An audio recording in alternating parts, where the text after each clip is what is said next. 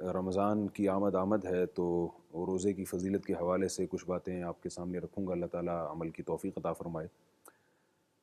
قرآن مجید میں اللہ تعالیٰ نے روزے کا حکم دیا، کتب علیکم الصیام کما کتب علی الذین من قبلکم لعلکم تتقون۔ اے ایمان والو، تم پہ روزے فرض کیے گئے ہیں جیسے کہ تم سے پہلے لوگوں پر فرض کیے گئے تھے تاکہ تمہارے اندر تقوی پیدا ہو۔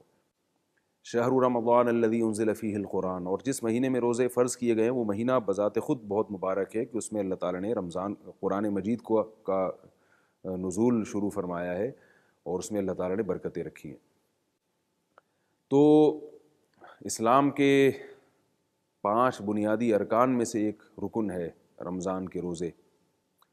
اور جتنے بھی آسمانی مذاہب ہیں ان تمام کے تمام مذاہب میں روزوں کا حکم دیا گیا ہے۔ اس سے معلوم ہوتا ہے کہ یہ ایسی خوبصورت عبادت ہے کہ اللہ تعالیٰ نے کسی بھی امت سے اس عبادت کو ساخط نہیں کیا ہے، یعنی اللہ کو یہ عبادت بہت محبوب ہے کہ ہر امت کو اللہ نے اس عبادت کا حکم دیا ہے۔ نبی صلی اللہ علیہ وسلم نے ارشاد فرمایا، من صام رمضان ایمانا واحتسابا غفر له ما تقدم من ذنبه، جس نے بھی رمضان کے روزے رکھے ایمان کے ساتھ اور اللہ سے ثواب کی امید کرتے ہوئے، اللہ تعالیٰ اس کے پچھلے گناہوں کو معاف فرما دیتے ہیں۔ ہم دنیا میں دیکھتے ہیں کہ جب بھی کسی کو کسی سے محبت ہوتی ہے تو یہ دنیا کا اصول ہے کہ وہ محبت قربانی کے بغیر قبول نہیں ہوتی، یعنی اس کا دعویٰ تسلیم نہیں کیا جاتا۔ آپ کو کسی سے محبت ہے تو آپ اپنی محبت کو ثابت کرنے کے لیے کچھ کرتے ہیں جس سے پتہ چلتا ہے کہ بھئی مجھے واقعی آپ سے محبت ہے۔ آپ اگر کہیں مجھے والدین سے محبت ہے تو آپ والدین کی خدمت کرتے ہیں، ان پہ پیسہ خرچ کرتے ہیں۔ تو مختلف انواع کی قربانیاں دینی پڑتی ہیں، پھر ہم یہ ثابت کرتے ہیں۔ میاں بیوی کو اگر آپس میں محبت ہے تو ایک دوسرے سے پوچھتے ہیں، بھئی تمہیں محبت ہے تو تم نے میرے لیے کیا کیا؟ بعض دفعہ دیکھا ہوگا آپ نے کہ بیوی شوہر میں لڑائی ہو رہی ہے، وہ شوہر کہہ رہا ہے بھئی مجھے تم سے محبت ہے، تو بیوی کیا مطالبہ کرتی ہے، پھر آپ نے میرے لیے کیا کیا ہے؟ بعض دفعہ شوہر یہ تانا بیوی کو دیتا ہے، تمہیں مجھ سے محبت ہے، تم نے میرے لیے کیا کیا ہے؟ اولاد والدین کو تانا دیتی ہے، والدین اولاد کو تانا دیتے ہیں۔ تو یہ دنیا کا اصول ہے، پوری دنیا میں مسلم ہے کہ جس کو بھی کسی سے محبت ہوگی تو وہ محبت کا دعویٰ صرف دعویٰ برائے دعویٰ، زبانی دعویٰ قبول نہیں ہوتا، اس میں دلیل دینی پڑتی ہے۔ تو اللہ تعالیٰ بھی اپنے بندوں سے محبت کرتے ہیں تو اللہ اپنے بندوں کو نوازتے ہیں، رزق دیتے ہیں اور بہت احسانات کرتے ہیں۔ وَإِن تَعُدُّوا نِعْمَتَ اللَّهِ لَا تُحْصُوهَا، فرمایا کہ اللہ کی نعمتوں کو لکھنے بیٹھو تو شمار نہیں کر سکتے۔ تو اللہ نے تو اپنے بندوں سے محبت کے دعوے کی دلیل بھی دی ہے، اس کائنات کو بنایا اور انسان کے لیے مسخر کیا۔ لیکن بندے جو اللہ سے محبت کریں، ہم نے جب کلمہ پڑھا ہے نا لا الہ الا اللہ، تو اس میں ہم نے اللہ سے اقرار کیا ہے کہ اللہ ہم آپ سے محبت کرتے ہیں، کیونکہ جو معبود ہے، جو خدا ہے، ظاہر ہے وہ اسی لیے ہے کہ اس سے محبت کی جائے، اس کو سب سے برتر مانا جائے۔ تو اللہ ہم سے ہماری محبت کا امتحان لیتے ہیں، اور امتحان لینے کے لیے اللہ نے ہمیں مختلف انواع کی عبادتیں دی ہیں، اور ہر عبادت کی ایک الگ حکمت ہے، اس کی ایک الگ مصلحت ہے، اس کی الگ فضیلت ہے۔ نماز ایک الگ نوعیت کی عبادت ہے، اس میں آپ جھکتے ہیں، اس میں آپ سر رکھتے ہیں اس زمین پر، آپ کا کبر ختم ہوتا ہے، آپ سبحان ربی الاعلیٰ کی صدائیں لگاتے ہیں کہ پاک ہے میرا رب جو سب سے اعلیٰ اور برتر ہے، یعنی آپ کی ناک اور آپ کا سر زمین پہ ٹکا ہوتا ہے اور آپ اللہ کی کبریائی بیان کر رہے ہوتے ہیں۔ یہ عبادت کے ایک اسٹائل ہے، ایک انداز ہے، یہ عشق اور محبت کو ظاہر کرنے کا ایک انداز ہے۔ اسی طرح حج ایک انداز ہے، آپ جاتے ہیں سفر کر کے، اتنا لمبا، کچھ بھی نہیں ہے وہاں، بیابان زمین ہے، کوئی گھاس پھوس نہیں ہے، گرمی ہے شدید، اور آپ ایک ایسے گھر کا طواف کر کے آتے ہیں جو نہ سونے کا بنا ہوا، نہ چاندی کا بنا ہوا، نہ اس میں انٹرٹینمنٹ کا کوئی ذریعہ ہے، بس آپ ایک چھوٹے سے گھر ہے اس کو جا کے گول گول 7 چکر لگاتے ہیں، صفا مروہ کی سعی کرتے ہیں، جانور کو ذبح کرتے ہیں۔ کیوں؟ اس لیے کہ آپ کو اللہ سے محبت ہے، اللہ نے کہا تو آپ دیوانوں کی طرح جاتے ہیں اور دیوانوں کی طرح اس کے گھر کا طواف کرتے ہیں۔ تو یہ ایک نوعیت کی عبادت ہے۔ اسی طرح بھوکا پیاسا رہنا، محبوب کی خاطر کھانا اور پینا چھوڑ دینا، یہ بھی ایک نوعیت کی عبادت ہے، یہ بھی ایک نوعیت کی قربانی ہے، اور اس کا اپنا مزہ ہوتا ہے۔ آپ نے دیکھا ہوگا بچہ اپنے مطالبات منوانے کے لیے کھانا پینا چھوڑ دیتا ہے۔ لوگ اپنے مطالبات منوانے کے لیے، بھوک ہڑتال تو مشہور ہے، لوگ کھانا پینا چھوڑ دیتے ہیں حکومت سے مطالبات کروانے کے لیے۔ اسی طرح محبت کے اظہار میں لوگ کھانا پینا چھوڑ دیتے ہیں۔ تو اللہ تعالیٰ بھی کہتے ہیں کہ تم میری محبت میں یہ ظاہر کرنے کے لیے کہ تمہیں مجھ سے محبت ہے، ایک مہینہ ایسا آئے گا جس میں تم نے کھانا پینا چھوڑ دینا ہے، کیونکہ انسان کو جو چیز دنیا میں سب سے زیادہ محبوب ہے وہ خوراک ہے۔ ہر چیز پہ انسان کمپرومائز کر سکتا ہے لیکن خوراک کے معاملے میں انسان بہت حساس ہے. انسان کیا دنیا کی کوئی بھی مخلوق سب کچھ چھوڑ سکتی ہے, کھانا پینا نہیں چھوڑ سکتی. تو یہ ایک ایسی خواہش ہے جو ہماری باڈی کا حصہ ہے. تو اللہ تعالیٰ رمضان کے مہینے میں ہم سے ہماری اس خواہش کو یعنی مطالبہ کرتے ہیں کہ تم اپنی اس خواہش کو میری خاطر قربان کر دو. 1 دن نہیں, 2 دن نہیں, 29 یا 30 دن لگاتار. یہ بہت بڑی قربانی ہے. پھر اللہ تعالیٰ کی طرف سے اپنے بندوں کا سے یہ بھی مطالبہ ہوتا ہے کہ آپ جب کھانا پینا چھوڑیں گے تو ظاہر ہے پورا مہینہ تو نہیں چھوڑ سکتے, اس میں تو مر جائے انسان. تو ایک رمضان کی راتوں میں ہمیں کھانے پینے کی اجازت دی.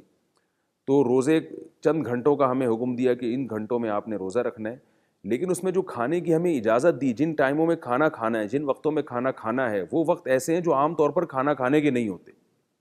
میں اکثر مثال دیتا ہوں نا کہ اگر اللہ تعالیٰ ہمیں کہتے ہیں صبح 8 بجے سے لے کے شام 8 بجے تک روزہ رکھو,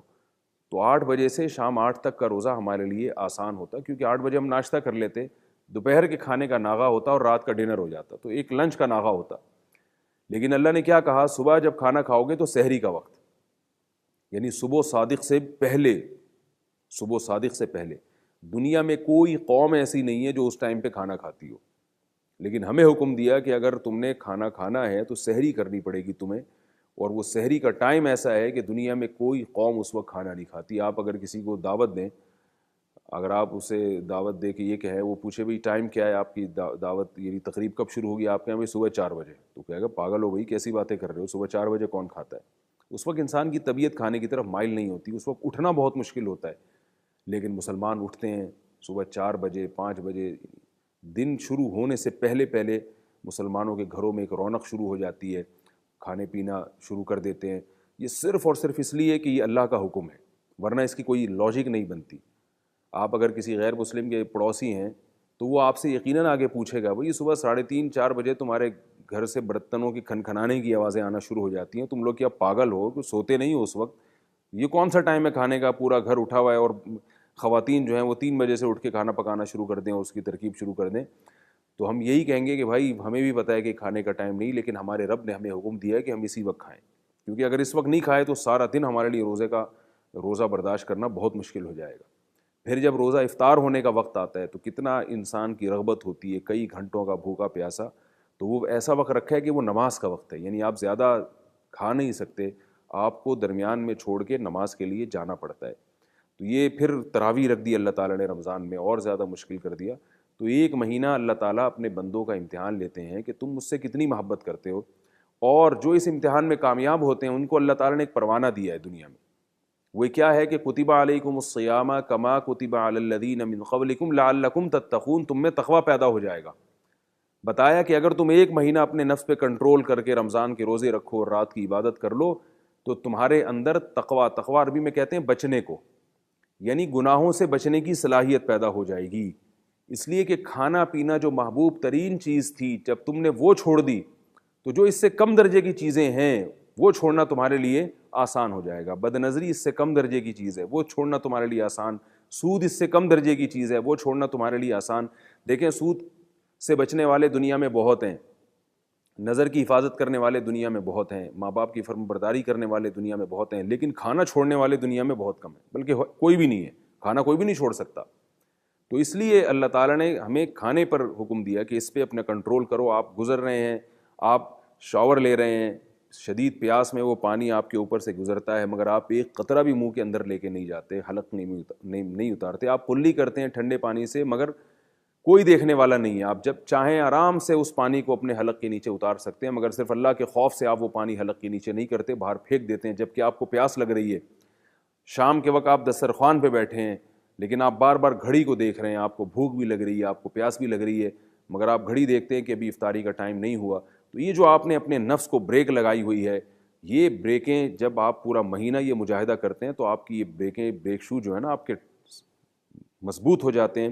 اور یہ بریکیں پھر آپ کی دوسری جگہ بھی مضبوط ہوتی ہیں. آپ اور گناہوں میں بھی, رشوت لیتے ہوئے بھی آپ 100 دفعہ سوچو گے, آپ سود کھاتے ہوئے بھی 100 دفعہ سوچو گے, آپ کسی پہ ظلم کرتے ہوئے 100 دفعہ سوچیں گے. رہا یہ مسئلہ کہ ہم لوگ سوچتے کیوں نہیں ہیں.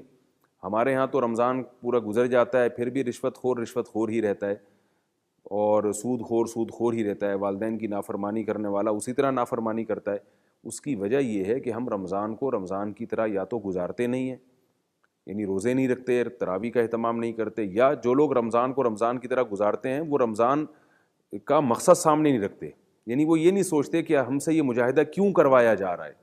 دیکھیے رسول اللہ صلی اللہ علیہ وسلم نے فرمایا بہت سے روزے دار ایسے ہیں کہ جن کو روزے میں بھوک کے سوا کچھ بھی حاصل نہیں ہوتا، اور بہت سے شب بیدار ایسے ہیں جن کو رات کو عبادت میں جاگنے کے سوا کچھ بھی حاصل نہیں ہوتا۔ کیا مطلب؟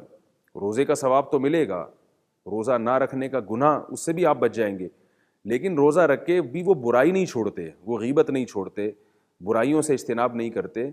تو کیا مطلب ان کو جس ٹریننگ سینٹر سے گزارا جا رہا ہے اس ٹریننگ کے دوران وہ کام کر رہے ہیں جن سے بچنے کے لیے ان سے روزہ رکھوایا جا رہا ہے، یعنی ان کو ٹریننگ کروائی جا رہی ہے، تو وہ ٹریننگ کے پھر ثمرات اور نتائج کہاں سے ظاہر ہوں گے؟ آپ کو ایک چیز کی ٹریننگ دی جا رہی ہے اس لیے کہ آپ کے اندر ایک خاص قسم کی صلاحیت پیدا ہو جائے، اور آپ باقاعدہ ٹریننگ کرتے ہوئے یہ نیت کر رہے ہو کہ میرے اندر وہ صلاحیت پیدا نہ ہو، ایسے کام کر رہے ہو، ظاہر ہے وہ ٹریننگ تو پھر عبث اور فضول ہو جائے گی آپ کے حق میں۔ اسی وجہ سے نبی صلی اللہ علیہ وسلم نے فرمایا کہ بہت سے روزے دار ایسے ہیں جن کو روزے میں بھوک اور پیاس کے علاوہ کچھ بھی حاصل نہیں ہوتا۔ اس سے وہ لوگ مراد ہیں کہ جو روزہ رکھ کے غیبت کرتے ہیں، روزہ رکھ کے رشوت لے رہے ہیں، روزہ رکھ کے سود لیتے ہیں، یعنی روزہ رکھتے ہیں، حلال چیز کو چھوڑ دیا اللہ کی خاطر، کھانا پینا ایک حلال تھا، اس کو اللہ کی خاطر چھوڑ دیا، مگر حرام جو پہلے سے حرام ہے، پورا سال حرام ہے، اس کو اللہ کی خاطر نہیں چھوڑ رہے، تو ظاہر ہے یہ بڑی حماقت اور بیوقوفی کی بات ہے۔ تو ایسے لوگوں کو پھر رمضان کے روزے سے فائدہ نہیں ہوتا، ورنہ رمضان کی یہ فضیلت ہے کہ اگر آپ اس کو صحیح طرح سے گزاریں اور یہ دل میں نیت کریں کہ میں اس لیے روزے رکھ رہا ہوں، اس لیے تراویح کا اہتمام کر رہا ہوں کہ میرے اندر سے گناہ چھوٹ جائے، میں معاشرے میں ایک نیک شریف انسان بن جاؤں، تو اللہ تعالیٰ کا وعدہ ہے کہ لعلکم تتقون، تمہارے اندر تقویٰ پیدا ہو جائے گا۔ اور ہم نے دیکھا ہے کہ جتنے بھی توبہ کرنے والے لوگ ہیں، جتنے بھی نوجوان ہیں جن نے توبہ کی ہے، ان میں اکثریت وہ ہے جو رمضان میں توبہ کرتی ہے۔ تو رمضان کو اگر صحیح طرح سے گزارا جائے تو اللہ تعالیٰ رمضان میں توبہ کی توفیق عطا فرما دیتے ہیں۔ اور نبی صلی اللہ علیہ وسلم نے فرمایا کہ جنت میں ایک دروازہ ہے جس کا نام ہے ریان، یہ صرف اللہ نے روزے داروں کے لیے رکھا ہے، کیونکہ ریان کہتے ہیں سیراب کرنے والا، تو یہ چونکہ اللہ کی خاطر بھوک اور پیاس کو برداشت کرتے ہیں تو اللہ نے جنت میں ان کے لیے خصوصی سیرابی کا انتظام کیا ہے۔ اسلاف کے واقعات ہیں، وہ روزہ رکھ کے اپنے آپ کو بھوکا پیاسا رکھتے تھے، اور اس پر کتنی یعنی ان کو سرور محسوس ہوتا تھا۔ غالباً جابر رضی اللہ تعالیٰ عنہ ہیں، ایک صحابی ہیں، ان کی جب موت کا وقت آیا تو وہ رونے لگے۔ کسی نے پوچھا کہ آپ کیوں رو رہے ہیں؟ فرمایا کہ موت کے ڈر سے نہیں رو رہا، میں گرمیوں میں روزہ رکھا کرتا تھا اور اللہ کی خاطر، اپنے محبوب کی خاطر بھوک اور پیاس کو جو برداشت کرتا تھا وہ مزہ اب ختم ہونے والا ہے، کیونکہ موت کے بعد تو اللہ کی نعمتیں ہیں، جنت ہے اور ان عبادتوں کا ثواب ہے، لیکن وہ جو عبادت کی لذت تھی، بھوک اور پیاس کو برداشت کرنے کی لذت اللہ کی خاطر، وہ لذت اب کہاں سے ملے گی؟ تو اس لیے رمضان میں جب ہمیں بھوک لگے، ہمیں پیاس لگے، تو اس پیاس کو اللہ کی خاطر برداشت کرنا چاہیے، اور یہ سوچنا چاہیے کہ ہمارا رب ہمیں اس حال میں دیکھ کے خوش ہو رہا ہے کہ ہمارے پاس بہت ساری چیزیں۔ میں تو لوگوں کو دیکھتا ہوں جب اب چونکہ گرمیوں میں روزے ہیں تو جو خاص طور پہ مزدور طبقہ ہے اس کی حالت کیا ہو جاتی ہے روزے رکھ کے، دیکھتے ہیں ہم کہ 3-4 بجے شام کے وقت یا عصر کے بعد کیسی مرجھائی ہوئی حالت ہوتی ہے، کوئی ادھر پڑا ہوا ہے، گھروں کا ماحول دیکھیں، کوئی ادھر پڑا ہوا ہے، کوئی ادھر پڑا ہوا ہے، کوئی دفتر میں بیٹھا ہوا ہے، اس سے صحیح طریقے سے کام ہی نہیں ہو رہا۔ تو ممکن ہے کہنے والے یہ کہیں کہ یہ وقت کو ضائع کر رہے ہیں، لیکن اللہ تعالیٰ کو یہی ادا پسند آتی ہے کہ بھئی ان کی جو ہے نا انرجی ختم ہو چکی ہے، کام کرنے کے لیے جو ان کو انرجی چاہیے وہ انرجی موجود نہیں ہے، لہذا بیچارے سست پڑے ہوئے ہیں، کوئی ادھر پڑا ہے کوئی ادھر پڑا ہے، لیکن اللہ کا خوف اتنا ہے کہ وہ کچھ کھا نہیں رہے ہیں۔ تو یہی ادا ہے جو اللہ ہماری دیکھنا چاہتے ہیں کہ تم ذرا میری خاطر یہ بھوک اور پیاس کو برداشت کر لو اور میری خاطر یہ مجاہدہ برداشت کر لو۔ تو یہ دیوانہ پن ہے، دیوانہ پن اگر ظاہر کرنا ہے، یہ ثابت کرنا ہے کہ میں اللہ کا دیوانہ ہوں، تو پھر یہ مجاہدہ برداشت کرنا پڑے گا۔ اور بہت سے لوگ ایسے بھی ہیں جو نہیں کرتے برداشت، کھا رہے ہیں پی رہے ہیں، ان کو یہ احساس نہیں ہوتا کہ جس رب نے پورے سال ہمیں کھلایا پلایا، تو اگر وہ رب ہم سے دن کی روشنی میں صرف مطالبہ کر رہا ہے کہ نہ کھاؤ، وہ یہ نہیں کہہ رہا کہ رمضان میں کھاؤ ہی نہیں سرے سے، افطاری سے لے کے سحری تک کا وقت ہے، آپ کھائیں پئیں کوئی مسئلہ نہیں ہے، تو وہ صرف ہم سے دن کی روشنی میں مطالبہ کر رہا ہے کہ نہ کھاؤ، تو اس کا یہ حق بنتا ہے کہ ہم اس کے مطالبے کو پورا کریں۔ اس قدر بے حیائی کی بات ہے، بے شرمی کی بات ہے کہ اللہ کو ہم رزاق بھی سمجھیں لیکن ایک مہینہ اس کے کہنے پر ہم عمل نہ کریں اور کھانا پینا نہ چھوڑیں، تو اس سے ایسا نہ ہو کہ اللہ تعالی ہم سے رزق کی نعمت چھین لیں، اور اگر دنیا میں نہ چھینا تو اس کا آخرت میں حساب و کتاب ہمیں دینا پڑے گا۔ اللہ تعالیٰ ہم سب کو سمجھنے کی عمل کی توفیق عطا فرمائے۔ نبی صلی اللہ علیہ وسلم نے فرمایا کہ رمضان کا ایک روزہ بھی کسی نے جان کر چھوڑ دیا بغیر شرعی عذر کے، پورے سال اس کی تلافی نہیں ہو سکتی۔ تو یاد رکھیے یہ اسلام کا رکن ہے، پابندی کے ساتھ اس کو ادا کریں، اور مسلمانوں کے گھروں کی رونق بھی ہے یہ۔ کتنا اچھا لگتا ہے گھر کے سب افراد روزہ رکھیں، صبح سب اٹھیں، کتنی اچھی گیدرنگ ہو جاتی ہے سحری پہ اور افطاری پہ، اور ایک محبت کا ماحول پیدا ہو جاتا ہے۔ اس میں اگر روزہ نہ ہو تو وہ تو پھر رمضان کا تو پھر پتہ بھی نہیں چلتا۔ جن گھروں میں روزے رکھنے کا معمول نہیں ہے ان گھروں میں نحوست ہوتی ہے، بے برکتی ہوتی ہے، ان گھروں میں محبت نہیں نظر آئے گی آپ کو۔ تو اس کو باقاعدہ انجوائے کیا کریں کہ اللہ تعالیٰ نے ہمیں ایک مہینہ دیا ہے، ہم اس کو خوش و خرم کے ساتھ گزاریں گے، خوشی کے ساتھ گزاریں گے، اور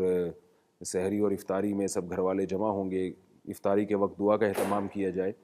تو اس سے انشاءاللہ ہمارے گھروں میں محبت کا ماحول بھی پیدا ہوگا اور برکتیں بھی اللہ کی آئیں گی۔ اور یہ لفظ یاد رکھیں کہ رمضان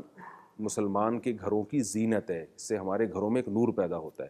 اچھا لگتا ہے، ہمارے گھروں کا ایک حسن نکھر کے آتا ہے، ہماری فیملی سسٹم کی ایک خوبصورتی دنیا کے سامنے آتی ہے۔ اللہ تعالی ہم سب کو سمجھنے کی، عمل کرنے کی توفیق